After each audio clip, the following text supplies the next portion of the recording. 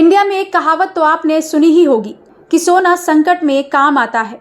अगर आप भी सोने में इन्वेस्ट करने के बारे में सोच रहे हैं या अपने लिए सोने की ज्वेलरी खरीदना चाहते हैं तो आपको खरीदारी से पहले आपकी जरूरत वाली सभी महत्वपूर्ण जानकारियां यहां मिल सकती हैं और आप बड़े नुकसान से बच सकते हैं, क्योंकि सोने चांदी की कीमतों में आज यानी कि 14 मई को गिरावट आई है।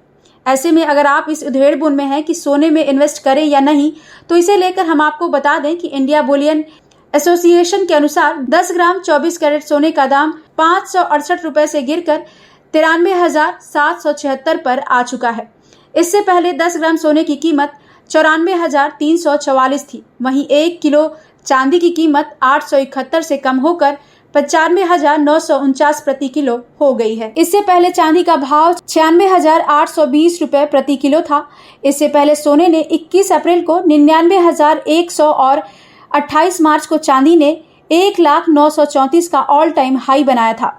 वे टू वेल्थ की रिपोर्ट के मुताबिक अंतर्राष्ट्रीय बाजार में सोने की कीमत 12 मई को करीब 3% से गिरकर 1 महीने के निचले स्तर पर आ गई। इस गिरावट की वजह है अमेरिका और चीन के बीच टैरिफ में 90 दिनों के लिए बड़ी कटौती पर बनी सहमति। अमेरिका और चीन के बीच टैरिफ घटाने को लेकर डील हुई है, जिसके अनुसार अमेरिका अगले 90 दिनों के लिए चीन के प्रोडक्ट्स पर टैक्स को 145% से घटाकर 30% करेगा। वहीं चीन भी अमेरिकी सामान पर टैक्स को 125% से घटाकर 10% करेगा। इन फैसलों से डॉलर मजबूत हुआ है, जिसके कारण मार्केट में स्थिरता आई और गोल्ड की मांग फिर से बढ़ गई है। इस घटनाक्रम से निवेशक शेयर बाजार जैसी जोखिम संपत्ति का रुख किया और सुरक्षित निवेश विकल्पों की मांग कम हुई। मीडिया रिपोर्ट्स के अनुसार एक्सपर्ट्स का मानना है कि सोना अब 94,000 से 95,000 रुपए के बीच के रेजिस्टेंस लेवल को टच कर सकता है।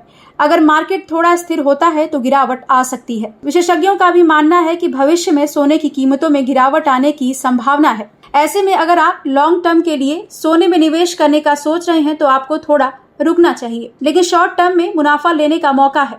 ऐसा कई कारणों से हो सकता है, जैसे कि भू राजनीतिक जोखिमों में कमी और डॉलर के मजबूत होने से अंतर्राष्ट्रीय बाजारों में सोना और सस्ता होगा। घरेलू स्तर पर भी कीमत 90,000 से 91,000 के स्तर तक आ सकती है, खासकर भारत पाकिस्तान सीमा पर तनाव कम होने की वजह से। वे टू वेल्थ के टेक्निकल एनालिसिस के अनुसार MCX गोल्ड में टिकट अवधि में अस्तित्व बनी रह सकती है। फिलहाल इसमें 92,200 पर सपोर्ट और 97,000 पर रेजिस्टेंस देखा जा रहा है।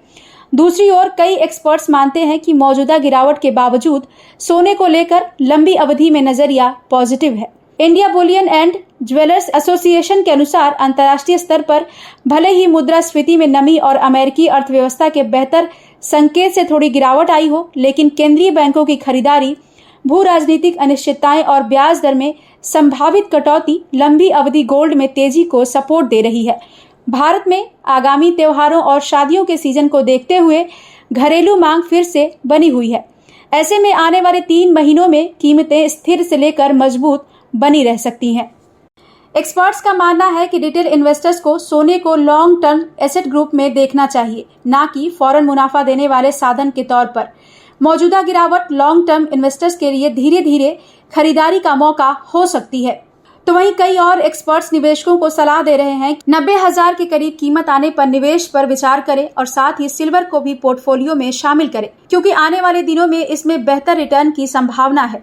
फाइनेंशियल एडवाइजर्स की सामान्य राय है कि पोर्टफोलियो में 10 से 15% हिस्सा गोल्ड का होना चाहिए। निवेश का फैसला मूल्य उतार चढ़ाव पर नहीं, बल्कि आपकी ओवरऑल फाइनेंशियल प्लानिंग पर आधारित होनी चाहिए। ऐसे में सोना खरीदते समय इन 3 बातों का ध्यान रखें। पहला, सर्टिफाइड गोल्ड ही खरीदें। हमेशा ब्यूरो ऑफ इंडियन स्टैंडर्ड का हॉलमार्क लगा हुआ सर्टिफाइड गोल्ड ही ले।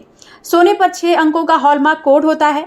इसे हॉलमार्क यूनिक आइडेंटिफिकेशन नंबर यानी HUID कहते हैं।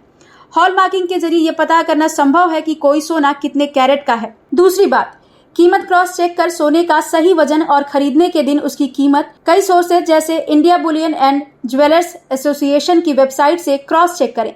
सोने का भाव 24 कैरेट, 22 कैरेट और 18 कैरेट के हिसाब से अलग अलग होता है। 24 कैरेट सोने को सबसे शुद्ध सोना माना जाता है, लेकिन इसकी ज्वेलरी नहीं बनती क्योंकि वो बेहद मुलायम होता है। तीसरी बात, कैश पेमेंट ना करें, बिल लें। सोना खरीदते वक्त कैश पेमेंट की जगह UPI जैसे भीम ऐप और डिजिटल बैंकिंग के जरिए पेमेंट करना अच्छा होता है।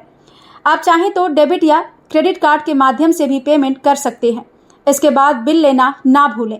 यदि ऑनलाइन ऑर्डर किया है तो पैकेजिंग जरूर चेक करें। Bureau report, prime news.